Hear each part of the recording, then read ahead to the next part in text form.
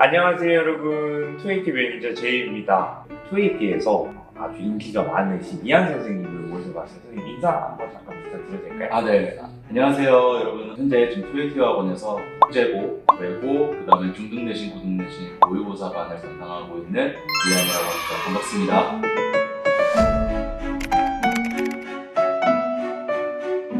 선생님, 이한 선생님 하면 사실 떠오르는 키워드들이 굉장히 많이 있다고 저는 생각을 하거든요. 또 펜실베니아 주립대를 또 선생님 다니셨다는 게 아마 저희 애들한테 가장 많이 알려져 있지 않나 싶은데 어떻게 그렇게 좋은 학교, 또 아이비리그 이런 해외 명문 대학교를 가려는 친구들한테 혹시 뭐 작은 팁이 있을까요? 너무 아무래도 한국에서는 문과이과가 나뉘잖아요. 그래서 난 문과니까 수학 안 할 거야. 나는 이과니까 영어를 안 할 거야. 이런 것들이 굉장히 많이 학생들이 그런 생각이 많은 것 같은데, 사실 미국에서는 자기가 과목을 정할 수 있기 때문에 여러 과목 안에서 자기가 다재다능하게 좋은 성적을 거두는 것이 하나의 팁이라고 할 수 있겠네요. 네. 이제 선생님의 학력은 저희가 또 워낙 또 잘 알고 있다 보니까 그런 부분 말고 또 하나 특이한 점은 선생님의 그 중후한 목소리, 또 그 중후한 목소리를 받쳐주는 영국 발음. 선생님 생각하시기에 미국 발음, 영국 발음. 제가 소문으로 듣기에는 둘 다 구사하신다고 들었는데요. 예를 들어 이런 게 있죠. 만약에 영어로 제가 Can I get some water, please? 이렇게라고 한다면 보통 영국에서 이렇게 말한 다음에 Can I get some water, please? 이게 또 차이가 많이 말을 이렇게 차이가 많이 딱 들어도 이렇게 나는 것처럼 두 발음, 영국 발음, 미국 발음 좀 크게 나는 거긴 하지만 왜 다양한 발음들을 알아야 하는지. 학생들 입장에서는 사실 선생님의 꿈이 없는 이상은 굳이 저도 발음에 대해서는 한 가지 발음이 정확하게 구사할 수 있는 능력을 먼저 기르는 것이 좋다고 생각을 해요. 근데 우리가 그럼에도 불구하고 왜 영국 발음, 미국 발음, 아니면 인도 발음, 필리핀 발음, 싱가포르 발음을 알면은 좋은 이유는 무엇이냐면은 매체에서 나오는 영어 자체가 요즘은 굉장히 다양하거든요. 그렇기 때문에 우리가 여러 가지의 발음을 알고 있으면은 그만큼 더 많이 들릴 수가 있다라는 얘기를 하는 거죠. 구사하는 거는 한 가지 억양으로 하더라도 이제 여러 가지를 듣고 이해할 수는 있어야 된다. 그렇죠. 소통을 위해서. 그렇죠. 또 영어가 결국에는 언어잖아요. 그래서 아마 소통을 위한 그런 언어다 보니까 그런 부분이 좀 중요하다는 걸 강조해 주신 것 같아요. 선생님 수업의 또 특징이라고 하면 선생님은 또 외국 커리큘럼으로 이렇게 교육을 받으시고 또 한국 내신 그거를 또 종합하여서 또 적용해서 한국 교육에 이렇게 맞게 티칭해 주시는 게 선생님 수업의 또 특징이라고 저는 생각을 하거든요. 네. 두 가지 다른 이런 시스템을 경험하시고 그런 것들도 잘 융화해서 차이점을 이해하면서 이제 수업해 주시는 걸로 알고 있는데 그 두 가지를 다 경험하신 것들이 어떻게 수업에 조금 드러나는지 장점은 또 어떤 것이 있는지. 확실히 한국 내신이랑 외국 커리큘럼은 굉장히 다르죠. 많이 다르죠. 분위기도. 그래서 예를 들어서 영어를 좀 놓고 보자고 하면은요, 한국에서는 아무래도 내가 이 영어를 구사하는 거에 초점이 맞춰져 있다기보다는요, 조금 더 읽고 이것을 이해하는 능력에 조금 커리큘럼이 초점이 맞춰져 있다 보니까 교과서도 그렇고 선생님들도 그렇고 아무래도 단어와 문법의 암기에 굉장히 많은 중점을 두고 있어요. 근데 이제 외국 커리큘럼 같은 경우에는 이 영어 자체를 구사하는 능력, 이 영어를 어떻게 표현할 것인지 이런 것들이 조금 더 초점이 맞춰져 있다 보니까 커리큘럼 자체가 다른 점을 보이고 있죠. 저는 이게 좀 짬뽕 되겠다? 라고 이렇게 할 수가 있는 것 같은데 선생님이 그런 이제 두 가지 경험을 하신 거는 저는 이렇게 단점으로 작용한다기보다는 아주 큰 장점이라고 생각을 하거든요. 왜냐하면 선생님을 보면 이제 완벽하게 한국어도 구사하시고 또 완벽하게 영어도 이렇게 구사하시면서 두 가지 이렇게 커리큘럼을 선생님이 적절히 다 경험해보신 경험들이 아마 학생들한테도 이렇게 직접적으로 전달이 되는 것 같아요. 그래서 그 차이를 확실히 이해하시고 선생님도 수업을 해주시는 것 같아서 어떤 목표를 가지고 어떤 꿈을 가졌나에 따라서 그런 걸 맞춰서 선생님이 해주시는 게 선생님 수업 장점이라고 생각을 하거든요. 저희 한국 교육이랑 또 외국 교육이랑 또 시험 아마 문화도 조금 다를 것 같은데, 그렇죠. 저희 한국에 내신이나 수능이 있다면 또 외국에는 SAT나 IB라는 시험들이 있잖아요. 네. 그런 것들을 한번 경험해 보셔서 더 잘 아실 것 같은데 조금 간략하게 비교해 주실 수 있으실까요? 네. 이제 한국은 이제 우리가 수능 혹은 내시, 수시, 정시로 이제 대학교를 가게 되는 건 다 아시죠. 미국 같은 경우에는 뭐 여러 가지 시험이 존재를 하죠. 처음에는 SAT도 있을 거고, SAT는 1, 2로 나눠지고, 그 다음에 AT도 있고, 최근 한 10년 정도 이제 굉장히 인기 있는 그런 고등교육 과정이자 시험인데요. IB 디플로마라는 시험이에요. 그래서 이 두 가지가 최근 외국에서 가장 많이 시행되고 있는 시험인데요.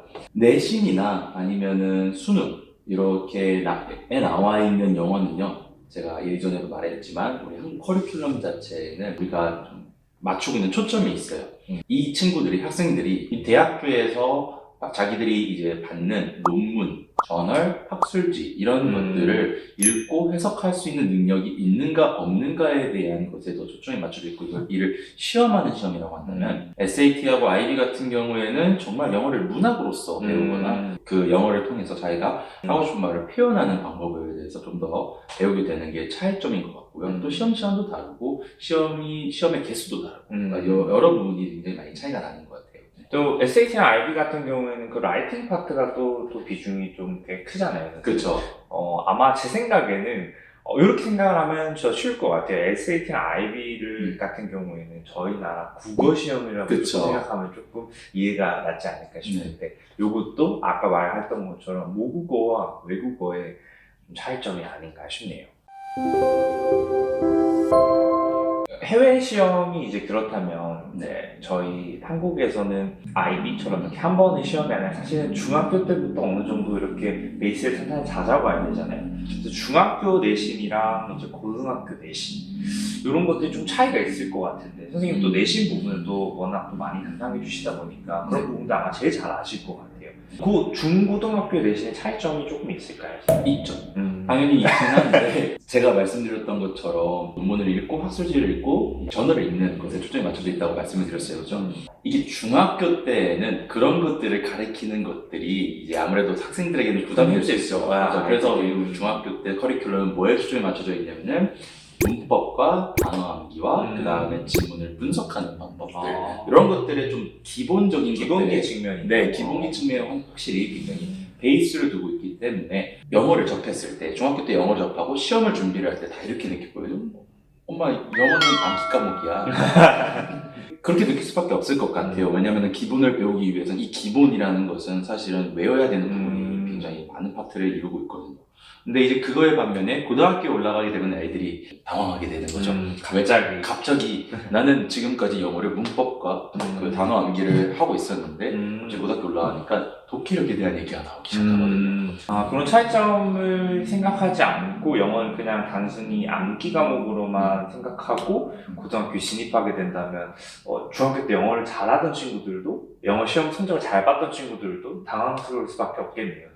그런 것 같아요. 아무래도 중학교 때는 100점 맞던 친구들이 고등학교 올라가가지고 등급이 떨어지는 친구들이 굉장히 많거든요. 저도 많이 들어본 것 같아요. 네. 그렇다면 고등학교 수업 내신 대비는 어떻게 해야 될까라는 생각이 들 수 있을 것 같거든요. 그거에 대해서 영어 비밀을 조금만 풀어주신다면 좋을 것 같습니다. 영어 비밀까지는 없고요. 요거 같은 경우에는 굉장히 기본적인 얘기인데요. 우리가 중학교 때는 문법이라던가 단어의 암기에 조금 더 많은 초점이 두고 있다고 말씀드렸잖아요. 그래서 영어 문장이 익숙해지게끔 훈련을 시키는 과정이거든요. 이 부분에서 이 커리큘럼에서 빠져있는 게 아무래도 독해라는 부분이에요. 저희가 지문이 한정되어 있는 지문 안에서 문제가 나오거든요. 그렇기 때문에 아무래도 암기에 조금 더 초점이 두고 있다 보니 학생들이 점점 독해를 하는 능력이 떨어지게 되는 거예요. 반대로. 필요가 없으니까. 그죠? 그렇기 때문에 아무래도 중학교 때부터 독해를 늘릴 수 있을 만한 수업이라던가 훈련을 계속 지속적으로 한 친구들이라면은 고등학교 올라가서도 훨씬 더 잘 적응할 수 있고 심지어 중학교 때보다 고등학교 가서 더 시험 점수가 잘 나오는 친구들이 굉장히 많거든요. 독해력이 다른 친구들보다는 조금 뛰어나다는 걸 알 수 있어서 독해가 키워드네요. 그렇죠. 독해 실력을 늘려면 책 읽는 게 제일 중요하겠죠. 그렇죠. 책 읽는 게 가장 좋습니다.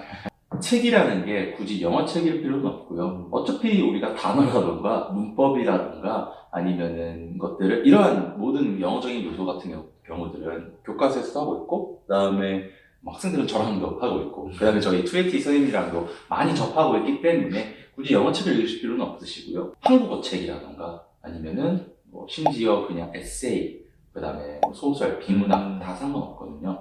그래서 이러한 부분들을 많이 읽으시면 많이 읽으실수록 나도 모르게 이제 독해력이 어느 정도 상승해 있는 거죠. 상승폭이 좀 적거든요. 이게 잘 안 보여요. 그러니까 꾸준하게 하셔야 돼요.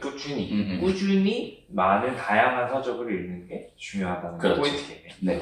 한국 교육의 특징이라고 하면 또 빠르게 변화하는 그 트렌드에 있다고 생각을 하거든요. 요즘 혹시 한국 교육의 트렌드라면은 한 가지를 이렇게 정의할 수 있는 게 있을까요? 사실 너무 빠르게 변하다 보니까 학생들이나 학부모님들이 사실 굉장히 따라하기 버거우실 것 같아요. 왜냐면은 나는 분명히 작년까지는 이렇게 했다라고 하는데 올해 내 자녀나 나부터 그죠? 나부터 이제 갑자기 다른 식으로 교육을 해야 되고 공부를 해야 된다라고 하니까 이런 것들에 빠르게 좀 정보를 입수하시고 이제 발빠르게 조금 자기가 적응을 할 수 있을 만한 그런 방법들을 이제 생각해내시는 게 중요하게 여겨지는 것 같아요.